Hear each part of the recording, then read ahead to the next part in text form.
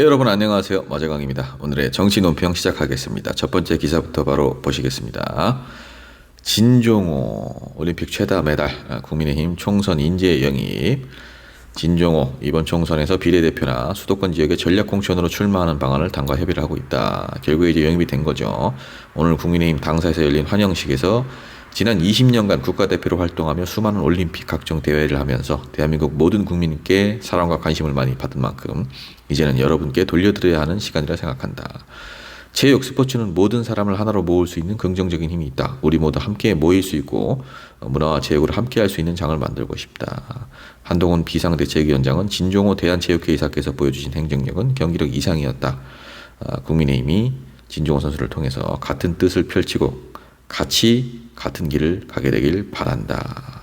진종호 씨에게 묻겠습니다. 뭐를 돌려줄 겁니까?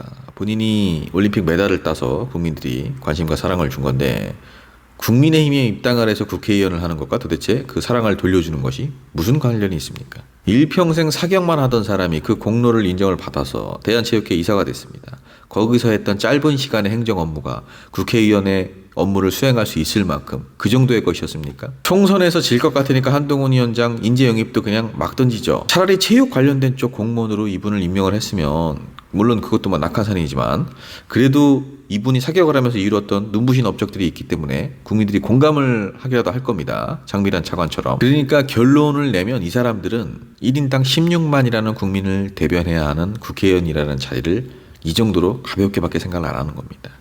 자, 다음 기사. 김종민, 이원욱, 조홍천 이탈 이후 이낙연 도움 안 된다 판단을 한 듯. 새로운 미래의 김종민 공동대표, 민주당 탈당부터 행동을 함께했던 이원욱, 조홍천 두 의원이 어제 신당 창당에 함께하지 않은 것에 대해서 근본적으로 이낙연 대표와 함께하냐 마냐에 대한 고민이 있었던 것 같다. 이낙연 대표와 함께하는 게 과연 대통합에도 도움이 될 건가, 이런 고민이라는 건데 이낙연 대표가 그래도 인지도가 높고 실체가 있는 분이니까 아무리 지도부에 안 들어오고 또 인재위원장만 한다고 하더라도 그 영향력이 크지 않을까, 이런 우려가 좀 있었던 것 같다. 이낙연 대표하고 하게 되면 대통합에 도움이 안 된다, 이런 판단을 좀 하지 않았을까 싶다라는 거죠.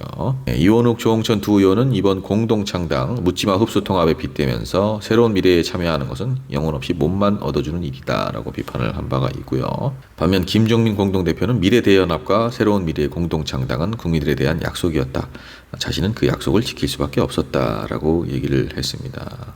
이낙연 공동대표는 양측이 하나로 합쳐서 대통합을 추진한다는 합의가 있었기에 대통합 추진위원장으로 이원욱 의원이 내정이 됐던 것이다. 두 의원이 합의 정신을 파기했다는 취지로 이렇게 언급을 했다라는 겁니다. 흐름의 배경으로 일각에서는 이준석 대표가 이끄는 개혁신당과 통합 문제에 대해서 온도차가 노출된 것이다 라는 분석도 있습니다.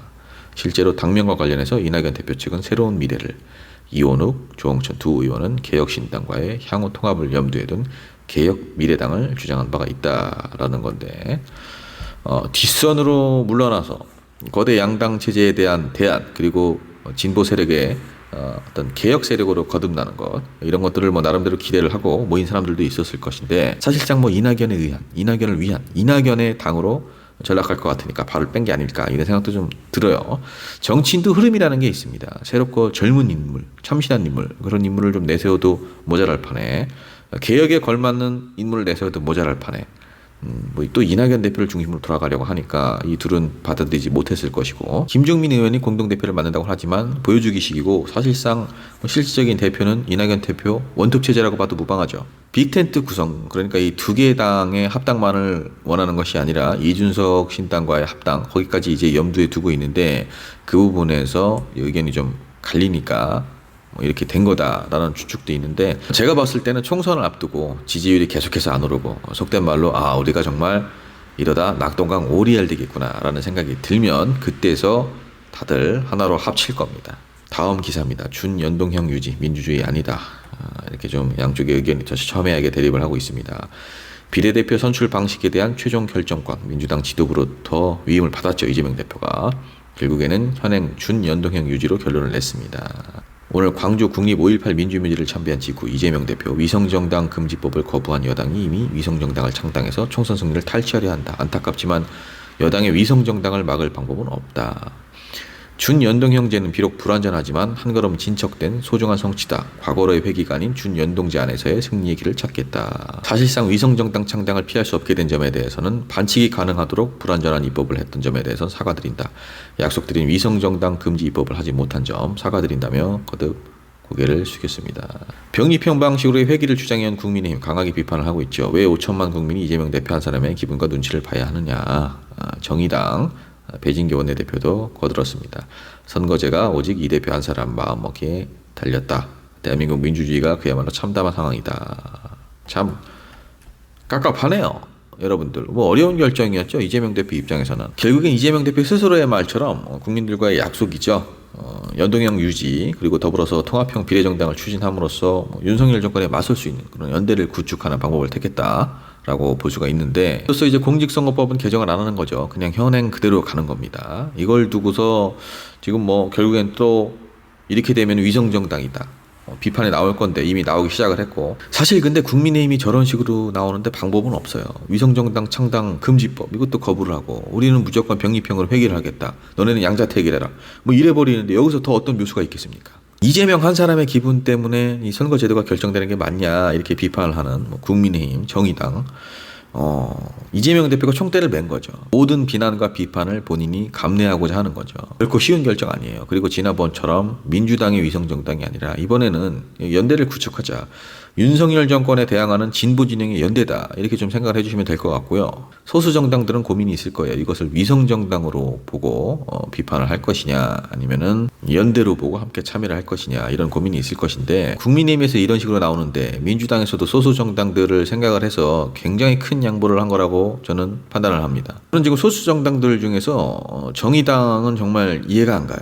그러면 민주당이 국민의힘의 의석을 내주건 말건 허울 좋은 명분을 지키기 위해서 다 모든 걸 내줘야 맞다는 겁니까? 이 병립형이냐 준연동형 유지냐 이거를 어떻게 해결을 할까 저도 참 뭐 좀 궁금했었는데 이재명 대표가 그래도 최선의 선택을 한 거라고 생각이 듭니다. 자, 마지막 기사. 이재명 광주 찾아 5.18 헌법 수록 강조 민심 다지기. 민주당 이재명 대표 광주를 찾아서 5.18 정신의 헌법 전문 수록을 강조를 하면서 호남 민심 다지기에 나섰습니다.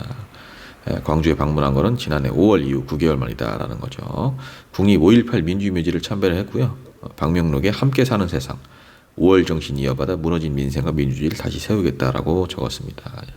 이어서 김대중 컨벤션 센터에서 주재한 현장 최고위원회의에서 5.18 광주 정신의 헌법 전문 수록을 위해서 정부와 여당이 실질적인 행동에 나서야 한다라고 압박을 했고요. 국민의힘 한동훈 비상대책위원장이 지난달 광주를 찾아 5.18 정신 헌법 수록에 찬성 뜻을 나타냈고 윤석열 대통령이 약속한 사안이기도 하다라고 얘기를 했습니다. 그런데 지난 2년 동안 이 정부는 광주 정신 헌법 전문 수록을 말로만 반복하고 5.18 정신을 부정하는 인사에 대한 조치도 하지 않았다. 공약 사기를 국민들이 용서하지 않을 것이다. 공약 부도를 더는 반복해서는 안 된다라고 덧붙였습니다.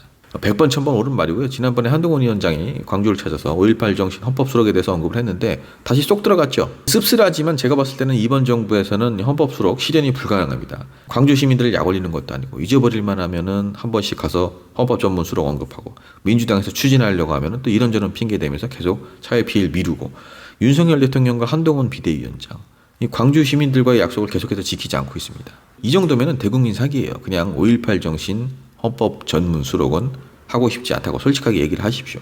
자, 여러분, 마재광TV 오늘의 정치 논평 여기까지입니다. 평안한 밤 보내시고요. 월요일이라 직장인분들 많이 힘드셨을 텐데 저도 마찬가지고요. 마재광TV 보시면서 조금이나마 스트레스를 푸셨길 바랍니다.